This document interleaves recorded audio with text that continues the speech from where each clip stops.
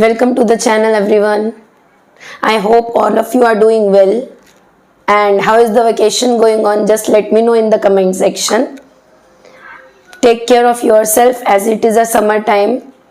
So please drink more and more water. Now let us start with the today's topic, that is the pronouns. Now first let us see what are pronoun. Pronoun, as the word says, it is the word which is used instead of noun. Pronoun एक ऐसा word होता है जो हम noun की जगह पे use करते हैं. Now let me tell you something extra as how I remember it. मैं उसको कैसे याद रखती हूँ. प्रोनाउन, मैं आपको हमेशा बोलती हूँ कि नाम से चीजों को याद रखना, नाम से मीनिंग याद रखना है उसका. ओके, डेफिनेशन यहाँ से ही शुरू होती है. Pro plus noun. Pro means, आपको पता है प्रो का मतलब क्या होता है. For example, different mobile phones are coming, different companies are coming with different names. Yes, and the names are like this also. Pro S63. Yes, like this. Pro का word add कर देते हैं साथ में. तो प्रो मतलब होता क्या एक्चुअली. प्रो का मतलब होता है कुछ स्पेशल, कुछ एक्स्ट्रा, एड ऑन फीचर हम उसमें ऐड कर रहे हैं. ओके, आपने एडवर्टाइजमेंट्स में भी देखा होगा, उसमें भी वो बोलते हैं कि प्रो. तो इसी वजह से सेम चीज आप इधर भी याद रख सकते हैं. प्रोनाउन, हम नाउन की जगह पे कुछ एक्स्ट्रा वर्ड ऐड कर रहे हैं. मैंने यहाँ पे लिखा भी है add instead of noun. Noun जो वर्ड है हमारा, उसकी जगह पे हम कोई और वर्ड ऐड कर रहे हैं नाउन को डिनोट करने के लिए, नाउन को एक्सप्लेन करने के लिए. Clear? So that way you can remember it easily. Okay, now let us move towards the types of pronouns. First one is subject pronoun. Subject pronoun is I, you, he, she, it. Okay, now subject. What is a subject? Subject, like your subjects are there. Subject के नाम होते हैं math, science, English. Yes, तो main जो चीज होती है जिसके बारे में हम बात कर रहे हैं सेंटेंस में, उसको सब्जेक्ट बोलते हैं. जैसे मैंने अभी आपको काउंट करवाया, इन सब की अगर हम बात कर रहे हैं तो हम उसको, इसलिए उसका नाम सब्जेक्ट होता है. ये सारे सब्जेक्ट्स हैं आपके. सेम वे सेंटेंस में भी, सेंटेंस डिफरेंट डिफरेंट पार्ट्स में डिवाइड होता है. तो फर्स्ट पार्ट होता है उसका सब्जेक्ट, जैसे कि उसमें नाउन आता है, उसमें प्रोनाउंस आते हैं, वो अभी हम यहाँ पे बात करेंगे. ओके, फिर आते हैं वर्ब आता है सेंटेंस में, एडजेक्टिव आता है सेंटेंस में. यस, तो सेम वे ये सब्जेक्ट होता है.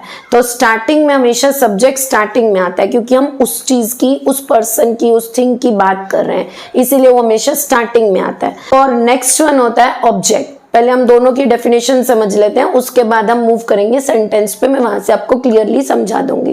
क्लियर? तो सब्जेक्ट प्रोनाउन क्या हुआ? The pronouns, the words which are coming on the starting of the sentence, that are called as subject pronouns. Then next one is object pronoun. What are object pronouns? Object pronouns are the words which come at the last of the sentence, like me, you, him, her, it. So these are the object pronouns. Okay, now let us understand it very clearly with examples. First example is I am going to her. मैं उसके पास जा रहा हूँ. Okay, now here see, I is written instead of any name. मैंने कोई नाम नहीं लिखा है, मैंने बॉय गर्ल नहीं लिखा, मैंने कुछ ऐसा नहीं लिखा. मैंने क्या लिखा है? I. तो मैंने क्या किया? मैंने नाउन्स की जगह पे एक न्यू वर्ड लगाया है. क्या लगाया है? प्रोनाउन. और कौन सा प्रोनाउन मैंने लगाया है? Subject pronoun, I. Okay, I am going to her.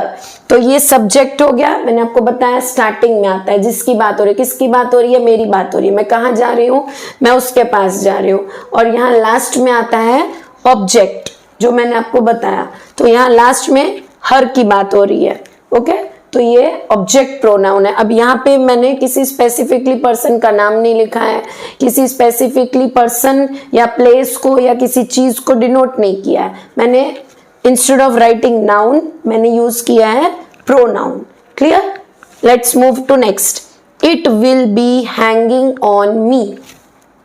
It, यहाँ पे थिंग की बात हो रही है. इट, अगर आपको पता हो, हम थिंग के लिए यूज करते हैं, है ना. सो इट, अब मैंने कुछ उस चीज का नाम नहीं बताया, वो क्या चीज है मैंने कुछ नहीं बताया, मैंने सीधा इट लगा दिया. तो that's why it is a pronoun. Okay, so it will be hanging on me. किस पे हैंग हो रहा है? मेरे ऊपर हैंग हो रहा है. यहाँ पे मैंने अपना कुछ नाम नहीं लिखा है, अपने बारे में कुछ बताया नहीं, मैं गर्ल हूँ या बॉय हूँ, कुछ भी ऐसे वर्ड्स मैंने यूज नहीं किया. Means I have not used any noun. Instead of noun I have used the pronoun that is me. And which pronoun I have used? Object pronoun. So in the starting the subject pronouns are there and at the end the object pronouns are there. Clear? Next one is possessive pronoun. Possessive pronouns, as the word says, possess. Possess, the meaning of possess is whatever is there with me, whatever is my property. जो भी मेरे पास है, मेरी चीज है वो, मेरा person है वो, मेरी प्लेस है वो, that is called possess. Okay, तो सेम चीज इसमें है कि क्योंकि वो पोजेस है, मेरे कंट्रोल में है, इसीलिए ऐसे वर्ड्स आते हैं जिसमें माई, योर, उसकी, हिज, हर्स, आर्स. ओके, सो इन चीजों से हमें पता चलता है वो चीज किसकी है, वो प्लेस किसकी है, वो पर्सन किसका है, that kind of things. Okay, now let us see the examples. First one is Meena is going to my home.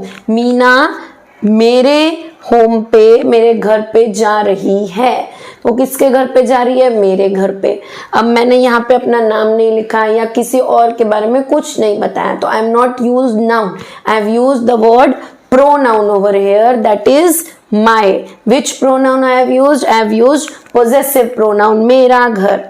मैंने आपको बताया possess का मतलब यहाँ पे मैंने अपने बारे में बात की है, मेरी प्रॉपर्टी, मेरा घर है. Okay, next, we were late for your party. हम लेट हो रहे हैं तुम्हारी पार्टी के लिए. किसकी पार्टी है? तुम्हारी पार्टी है. तो अब फिर से ये पोजेसिव प्रोनाउन है. कैसे पोजेसिव आया? क्योंकि तुम्हारी पार्टी है, उसके बारे में हम बताया है, इसलिए पोजेसिव प्रोनाउन है your. Clear? Next, let's move to the next pronoun. Next pronoun is reflexive pronoun. Reflexive pronoun means it is showing us the reflex action. Reflex action मतलब क्या होता है? reflex मतलब क्या होता है कि हमने कोई चीज की या हमने कोई काम किया या हम कहीं जा रहे हैं या हम कोई चीज यूज कर रहे हैं, कुछ भी ऐसी चीज हो रही हो, उसका हमारे ऊपर रिजल्ट आ रहा हो या किसी और के ऊपर उसका रिजल्ट आ रहा हो, तो उसको रिफ्लेक्स बोलते हैं. रिफ्लेक्स मतलब मैं कुछ कर रही हूँ और उसका मुझे रिजल्ट मिल रहा है, या कोई और कुछ कर रहा है उसको रिजल्ट मिल रहा है. So that is give and take. हम कुछ कर रहे हैं तो उसका हमें रिजल्ट भी मिलता है. तो same way here we have reflexive pronoun. अब उसमें क्या क्या चीजें आती है, कैसे वर्ड्स आते हैं? Here I have the words are myself, yourself, himself, herself, themselves. Okay, now here let us use with the sentence, then I will clear it out. For example, I fell and hurt myself. मैं गिर गया था और मैंने अपने आप को hurt किया. तो देखो यहाँ पे ये एक्शन हो रहा है, मैं गिरा और उससे क्या हुआ? मैंने अपने आप को हर्ट कर लिया. तो यहाँ पे रिफ्लेक्स एक्शन हो रहा है, ये हुआ और उसकी वजह से ये रिजल्ट आया मेरे पास. तो मैंने यहाँ पे क्या यूज किया? Hurt myself. Myself is reflexive pronoun. Clear? Next one is they had to cook for themselves. उनको अपने लिए कुक करना पड़ा, उन्होंने अपने लिए कुक किया था.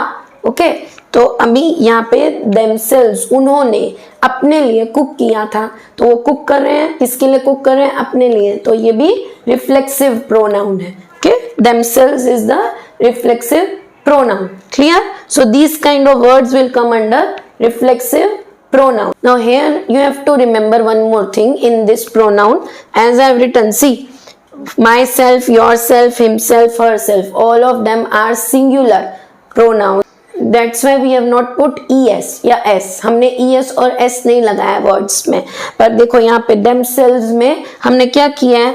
f को हटा के, जैसे यहाँ पे f लिखा है, हमने f को हटा के हमने ves ऐड किया है, उसको सिंगुलर को प्लूरल बनाने के लिए. क्यों प्लूरल बनाया हमने? क्योंकि ये themselves आ गया. themselves मतलब एक से ज्यादा लोग हैं, इसीलिए हमने यहाँ पे themselves यूज किया है. तो ये आपको याद रखना है कि जो भी रिफ्लेक्सिव प्रोनाउन में जब भी हम ये माई सेल्फ, योर सेल्फ ऐसे वर्ड्स यूज कर रहे हैं जहाँ पे सिंगुलर वर्ड है तो उसमें VES या S नहीं आएगा, उसमें सिंगुलर वर्ड आएगा। और जहाँ पर हम ज्यादा लोगों की बात कर रहे हैं तो उसमें प्लूरल में वो चेंज हो जाएगा। I hope everything is clear here. If something is not clear, then write in the comment section. As always, I'm telling you, if any doubts are there, you can ask me. If you want me to explain any other thing, अगर आपको लगता है कि मुझे कुछ और explain करना चाहिए किसी और topic पे, तो please मुझे comment section में ज़रूर बताएं। मैं ज़रूर try करूँगी कि आपकी मैं कोई भी doubts या कोई भी किसी भी topic पे query solve कर सकूँ। Thank you always for supporting. Please like the channel, share and subscribe more and more to share the knowledge. Bye bye everyone.